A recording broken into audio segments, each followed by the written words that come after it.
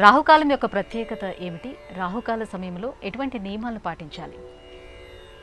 మనకు రాహుకాలం అనేది పంచాంగంలో చెప్పబడిన ముహూర్త నిర్ణయంలో పాటించాల్సిన ఏకవింశతి దోషాలలో లేదమ్మా. రాహుకాలాన్ని ఎవరు పాటిస్తారు అంటే సౌరమానాన్ని ప్రామాణికంగా తీసుకున్న వాళ్ళు రాహుకాలానికి అత్యంత ప్రాధాన్యత ఇస్తారు. రాహుకాలం అనేది ప్రతిరోజులో గంటన్నర సేపు ఖచ్చితంగా ఉంటుంది. కానీ మనం ముహూర్తాన్ని నిర్ణయించేటప్పుడు అసలు రాహుకాలాన్ని పరిశీలించాల్సిన అవసరమే లేదు. ఎందుకంటే రోజులో వర్జము కొంత సమయం పోతుంది, దుర్ముహూర్తము కొంత సమయం పోతుంది. ఇక మిగిలే సమయంలో రాహుకాలం కూడా గంటన్నర పోతే ఇంకా పనిచేసేది ఇప్పుడు.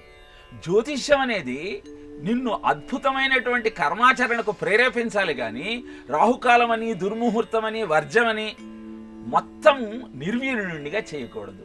మరి అలాంటప్పుడు పంచాంగం చూడాల్సిన అవసరం లేదా అంటే మనము వర్జాన్ని దుర్ముహూర్తాన్ని వర్జము అంటేనే వదిలేయాల్సింది అని అర్థం.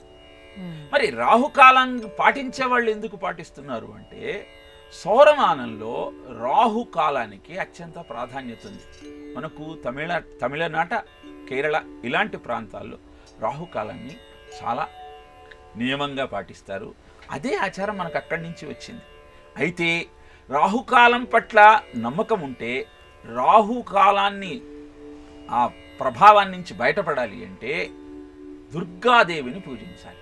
రాహువు అమ్మవారి భక్తుడు. నిమ్మడొప్పలలో దీపారాధన చేసి తల్లిని కనుక మనం ఆరాధించినట్టయితే రాహుకాల దోషాన్ని పోగొట్టుకోవచ్చు. కనుక రాహుకాలము యమగండము అన్నటువంటి ఆ అంశాన్ని తర్కించి విశ్లేషించి పాటించాల్సిన అవసరం ఉన్నది.